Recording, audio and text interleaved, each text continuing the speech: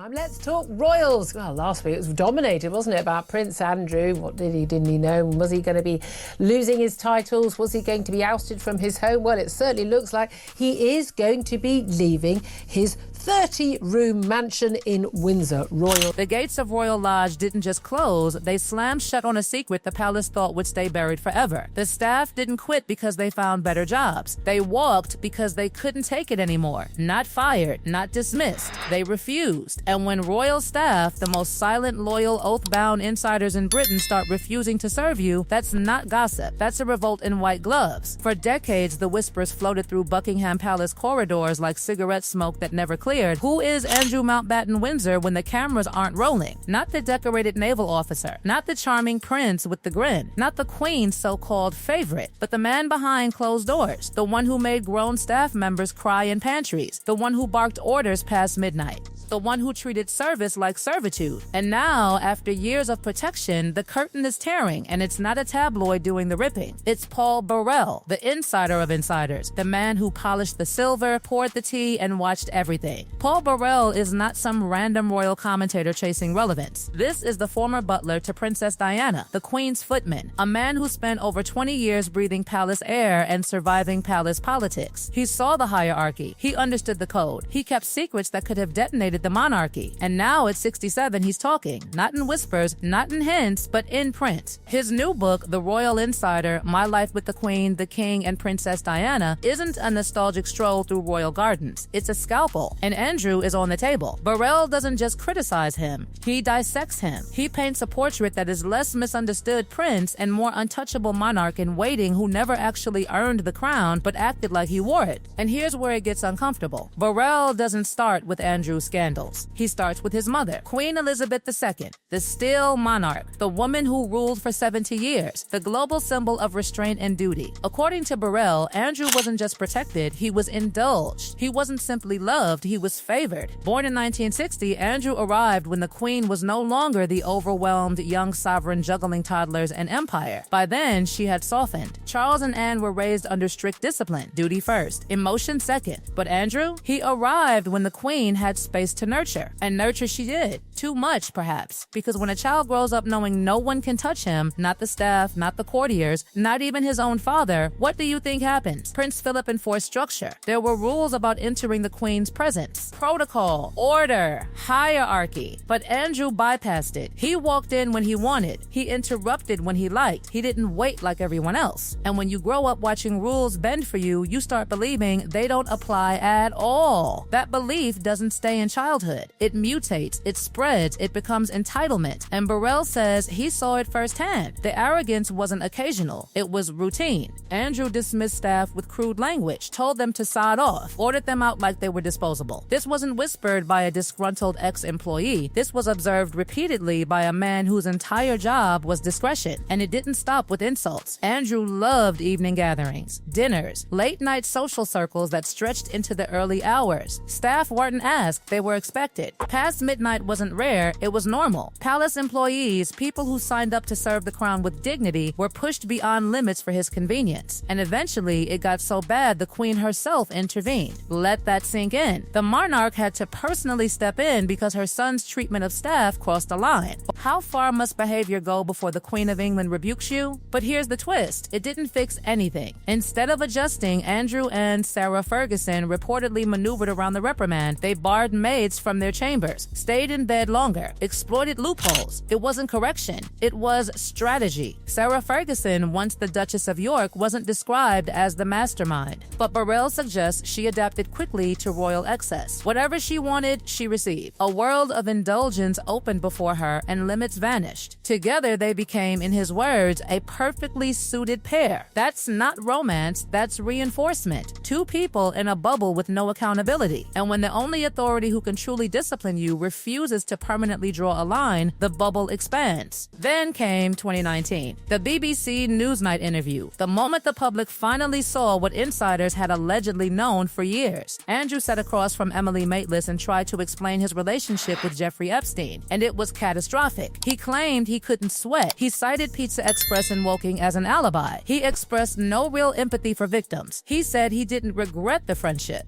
The world didn't see humility. It saw detachment, arrogance. A man still operating as if consequences were optional. Within days, he stepped back from royal duties. Within weeks, it was clear this wasn't temporary damage control. It was exile in slow motion. Years passed, but the unraveling didn't stop. Investigations lingered. Emails surfaced. Reports suggested he may have shared sensitive trade information during his time as UK trade envoy. The Metropolitan Police confirmed ongoing inquiries triggered by allegations involving attempts to gather personal data about his accuser. These weren't just embarrassing headlines. They were serious shadows. And the palace, once a fortress of denial, grew quieter. Finally, on October 30th, 2025, the hammer fell. King Charles III stripped Andrew of remaining titles and honors. No more His Royal Highness, no more Duke of York, just Andrew Mountbatten Windsor. A name without installation. And now the most shocking development of all, staff refusal. Palace personnel have reportedly been told they are not obligated to serve him if uncomfortable, and many declined. That is seismic. Royal staff are trained to endure, to serve quietly, to protect the institution. When they refuse, it signals rupture. Andrew is described as an outcast within his own orbit. The infrastructure of protection is gone. The Queen is no longer alive to shield him. The Palace Communication Office doesn't defend him. And Paul Burrell's memoir isn't subtle. It suggests the seeds of today's scandal were planted decades ago in unchecked entitlement. This isn't just about one prince's fall. It's about an institution grappling with the cost of long-term protection. King Charles now carries the burden of preserving public trust while distancing the monarchy from his own brother. Blood versus crown. Loyalty versus survival. The monarchy depends on perception as much as power, and perception has shifted. The staff who once stayed silent are now stepping back. The insiders are publishing. The shields are down. And the question echoing through those palace halls isn't whether Andrew fell from grace. It's how long the fall was delayed. For decades, whispers floated behind gilded walls. Now they're printed in ink, and the ink isn't fading. What happens when protection expires? What happens when the one person who shielded you for a lifetime is no longer there to stand between you and the storm? That is the silent earthquake shaking the House of Windsor right now. Because for decades, Andrew existed inside a bubble so reinforced, so padded with privilege and maternal loyalty that consequences felt theoretical. Queen Elizabeth II was not just his mother, she was the ultimate firewall. Courtiers could complain, staff could whisper, headlines could flare, but the shield held. And then the shield was gone. Paul Burrell's revelations don't read like a revenge diary. They read like someone who has watched a slow-motion collapse and finally decided the public deserves context. Because the scandals, the association with Jeffrey Epstein, the disastrous BBC interview, the civil settlement, the title stripping, those were explosions. But Burrell is describing the fuse, the culture, the pattern, the behavioral DNA that made the explosions almost inevitable. He suggests that Andrew wasn't transformed by controversy, he was revealed by it. A man long accustomed to installation suddenly exposed to weather, and the staff knew. That's the part that cuts deepest. The monarchy survives on choreography, precision, quiet endurance. Palace staff are trained to maintain composure even under impossible personalities. But when Burrell describes maids being barred from rooms, footmen dismissed with crude language, employees compelled to work unreasonable hours for private indulgences, he isn't describing isolated friction. He's describing erosion. Every institution depends on the invisible labor of people who believe in it. When those people start losing faith, the marble cracks. Imagine serving in one of the most prestigious households in the world. Imagine believing that wearing that uniform is an honor passed down through generations. Now imagine being told to sod off by someone who sees your loyalty as expendable. The humiliation doesn't just bruise individuals, it chips away at the myth. And myths are what monarchies are built on. Burrell's account implies that the Queen's occasional interventions were not enough to permanently alter Andrew's conduct. Temporary correction without structural change breeds resentment, not reform. And resentment ferments. Then there's Sarah Ferguson, once welcomed into palatial privilege, later caricatured by tabloids, now largely sidelined. Burrell's depiction doesn't villainize her outright, but it paints a picture of someone swept into limitless indulgence. When every wish is granted, perspective blurs. Accountability becomes abstract. And in a partnership where both individuals reinforce entitlement, excess becomes normal. They weren't conspirators in some dramatic coup. They were participants in a culture that never truly told them no. When the monarchy finally did say no, it was decades late and painfully public. The 2019 interview with Emily Maitlis wasn't just a PR disaster, it was a psychological revelation. Andrew didn't appear cornered. He appeared incredulous, as though he couldn't fully comprehend why the world wasn't accepting accepting his explanations at face value. That detachment stunned viewers globally. It wasn't just the claims about sweating or alibis that unsettled people. It was the absence of visible contrition, the tone of someone accustomed to being believed because of who he is, not what he proves. In that moment, the insulation cracked on live television. From there, the dismantling was systematic. Royal duties withdrawn, military affiliations removed, patronages reassigned, titles ultimately stripped, communication support terminated. The man once positioned near the heart of the monarchy was relocated to its margins, and yet the investigations continued. Emails examined, police inquiries acknowledged, allegations scrutinized. Andrew has consistently denied wrongdoing. The palace has maintained distance. But denial does not rewind perception, and distance does not erase history. King Charles III faces a dilemma layered with emotion and optics. Protect the brother or protect the crown? The Martin monarchy cannot survive without public confidence. In an era where transparency is demanded and privilege is questioned, even inherited power must justify itself. Charles's decision to formally strip Andrew of remaining honors was not merely disciplinary. It was symbolic. It signaled that no one, not even a king's brother, exists above the institution's survival. Blood matters, but the brand matters more. And still, the quiet revolution inside palace walls may be the most consequential shift of all. Staff refusal. Personnel explicitly told they are not obligated to serve Andrew if uncomfortable, many declining. That is unprecedented. For centuries, royal service was defined by endurance. Today, it is defined by boundaries. That evolution may say more about the future of the monarchy than any memoir, because institutions only modernize when the people inside them stop accepting what once felt inevitable. Paul Burrell's memoir forces an uncomfortable reckoning. Was Andrew a product of personal flaw or institutional indulgence? The answer may be both. A favored son shielded from consequence becomes a man unfamiliar with limitation. A palace that prizes loyalty above confrontation risks nurturing unchecked behavior. When correction is softened by affection, patterns calcify. And when those patterns finally collide with public scrutiny, the fallout is spectacular. There is tragedy here, not theatrical tragedy, but institutional tragedy.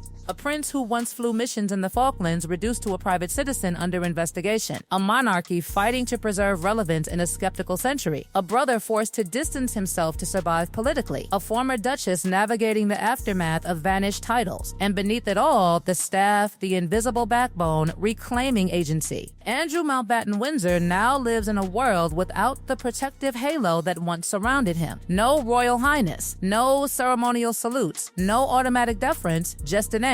The same name that once carried global weight now echoes with controversy. Whether legal proceedings escalate or fade, the reputational damage is already written into modern royal history. And Paul Burrell has ensured that the narrative will not be sanitized. The deeper question lingers beyond Andrew himself. What does accountability look like inside hereditary power? When privilege is inherited, must responsibility be taught more rigorously? When institutions prioritize image, do they sometimes postpone necessary reckoning? The monarchy survived abdication, divorces, scandals, and tragedy. It adapts. But adaptation requires sacrifice. Andrew may be that sacrifice, the cautionary tale used to demonstrate reform. For decades, whispers circulated in corridors lined with portraits of kings and queens. Those whispers are now printed in bookstores and debated across continents. The golden gates of Royal Lodge closing were not just a logistical adjustment, they were symbolic of an era ending. Protection gave way to exposure. Silence gave way to testimony. And staff loyalty gave way to personal boundaries. Perhaps the most unsettling element of Burrell's account is not what Andrew allegedly did, but how long it was tolerated. Tolerance breeds normalization. Normalization breeds escalation.